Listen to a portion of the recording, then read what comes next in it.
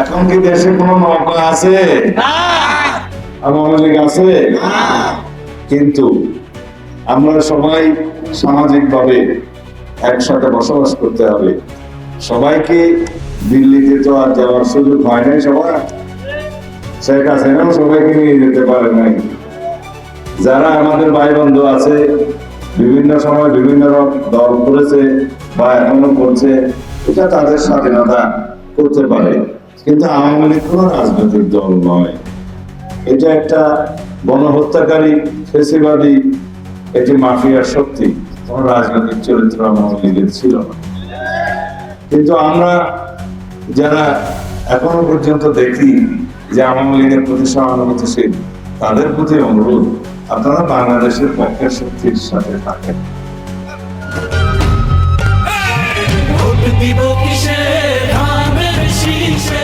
কারণ আওয়ামী লীগ কখনো বাংলাদেশের অস্তিত্বে বিশ্বাস করেনি।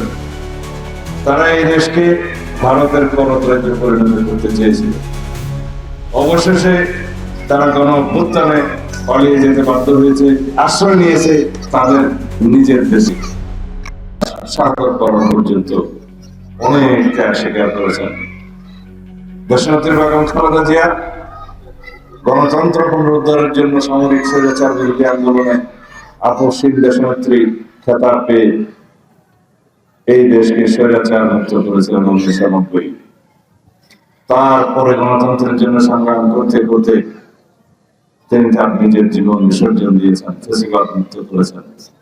আমাদের নেতা, যার হাতে বাংলাদেশের পতাকা, জনাব তারেক রহমান, তিনি এখন বাংলাদেশের জন্য পরিকল্পনা দিয়েছেন জনগণের সামনে, বাংলাদেশের মানুষের জন্য কর্মসূচি দিয়েছেন জনগণের সামনে। আমাদের প্রধান নীতি সবার আগে বাংলাদেশ, এদেশের জনগণ, এদেশের মাটি ও মানুষ, আমাদের অস্তিত্ব। সুতরাং আমরা আগামী নির্বাচনে 12ই ফেব্রুয়ারির জাতীয় সভ্য কি, তাদের কর্মসূচি কি আমি জানি না, তাদের কর্মসূচি কি, কিন্তু তাদের বক্তৃতা বিবৃতি যা দেখা যায়, সেখানে শুধু ধর্মের নামে তারা রাজনীতি করতে চায়, ধর্মের ওসিলায় তারা ভোট চায়। আমরা সবাই নিজ নিজ ধর্ম পালন করি।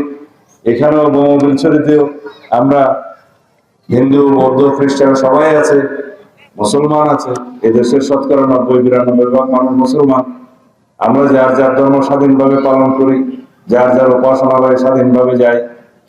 সুতরাং ধর্ম রাজনীতির একটা অঙ্গ হতে পারে, তবে শুধুমাত্র ধর্মের বাহানায় কেউ কেউ জান্নাতের বরাদ্দ দিচ্ছে, সেই বাহানায় যেন আমরা বিভ্রান্ত না হই।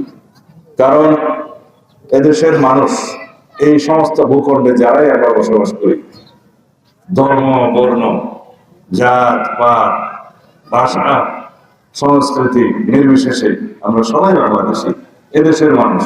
আমাদের সবার অধিকার সমান, সাংবিধানিক অধিকার সমান, গণতান্ত্রিক অধিকার সমান। আমাদেরকে মানবাধিকার এবং গণতান্ত্রিক অধিকার সমুন্নত করতে হবে, প্রতিষ্ঠা করতে হবে। সবাইকে বাংলাদেশের মালিকানা ফেরত দিতে হবে। সুতরাং এই দেশে যাতে আর কোনোদিন ফ্যাসিবাদের উৎপত্তি না হয়, অগণতান্ত্রিক শক্তির উৎপত্তি না হয় এবং স্বৈরতন্ত্রের কোনোদিন যেন উৎপত্তি না হয়, সেরকম একটি সংবিধান আমাদেরকে সংশোধনী আনতে হবে। সেরকম গণতান্ত্রিক প্রতিষ্ঠানগুলোকে শক্তিশালী করতে হবে, যাতে করে এই গণতান্ত্রিক প্রতিষ্ঠানগুলো গণতন্ত্রকে পাহারা দিতে পারে, সাংবিধানিক প্রতিষ্ঠানগুলো গণতন্ত্রকে রক্ষা কবচ হিসেবে কাজ করতে পারে। সেই জন্য আপনাদের প্রতি আমার অনুরোধ, আগামী দিনের যে নির্বাচন, এই নির্বাচন হচ্ছে বাংলাদেশের বাক বদলে দেওয়ার নির্বাচন, আমাদের আপনাদের সবার ভাগ্য পরিবর্তনের নির্বাচন। এই দেশের সবাই সাম্য, মানবিক মর্যাদা এবং সুবিচার চায়, সেটা প্রতিষ্ঠা করার নির্বাচন আগামী নির্বাচন। এছাড়া ভাবতেছি দুই চার লাইন শব্দ বসানো হলে টেলিভিশন গুলি শোনায়, সেরকম বুঝতে হয়। শরীর খুব একটা ভালো নয়, 52 কিলোমিটার দূরত্ব না বুঝি এই এলাকা ইয়ান মতন করি, ইউনিয়ন করি, স্বাধীন করি, অনরারে পয়লা 30 বছর আগে মত দিলাম না তো, জিবা 30 বছর আগে স্বাধীন ইউনিয়ন করি, তাহলে এবারে কি আমরা ভাড়া করতে না?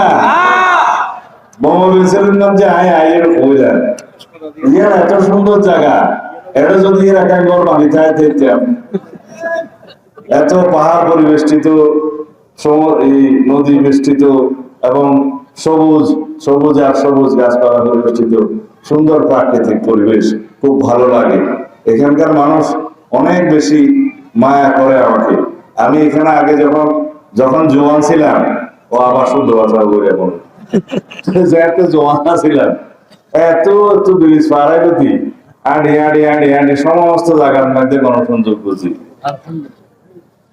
ফুলের মালা লইতে লইতে লইতে লইতে এটা ফেয়ারে হইতে হইতে কেটে খুলে দিই। আর তো মনত আছে এটা মাথা মরে খাইতে মধ্যে আশাটা ধরিয়ে গেলাম, কিন্তু আজিয়া ইনশাআল্লাহ সমস্ত উন্নয়ন পরিকল্পনা বাস্তবায়ন করি। আমরা রিয়ান খান ছোট শহর গিয়ে পর্যটন কেন্দ্র গিয়ে হই, আরো হইব ইনশাআল্লাহ আগামী দিনে যদি আল্লাহ রাব্বুল আলামিন সুযোগ দেয়, আমরা সমর্থন করুন। বাংলাদেশের যদি আর বাংলাদেশ জাতীয়তাবাদী দল বিএনপি সরকার গঠিত হয়, ইনশাআল্লাহ আমার নেতা জনাব তারেক রহমান প্রধানমন্ত্রী হইব। এরা জিয়াউর রহমানের পর, এরা দেশনাথের বেগম খালেদা জিয়ার পর, জিয়াউর রহমানের রক্ত এবার ধমনে, দেশনাথের বেগম খালেদা জিয়ার রক্ত এবার ধমনে। দেশপ্রেম, বাংলাদেশের নিরাপত্তা, স্বাধীনতা এবার কাছে নিশ্চিত। সুতরাং আর বাংলাদেশের মানুষের পক্ষের শক্তি এবং বাংলাদেশের পক্ষের শক্তি, বাংলাদেশের উন্নয়নের শক্তি, সমৃদ্ধির এবং অগ্রগতির শক্তি আর বাংলাদেশ জাতীয়তাবাদী দল। আমরা নিশ্চয়ই জানো আগামী দিনের কি কি উন্নয়ন আমরা তো লাগবে। আর একটা লম্বা পরিস্থিতি, এটা 14 দফা দিয়ে পরিচয় হচ্ছে না হয় বলে 1 নম্বর দফা মোহাম্মদপুর ফকুরিয়াটোলা ব্রিজ পাস ইনশাআল্লাহ, মোহাম্মদ কলেজ স্থাপন আর ভাষা নামে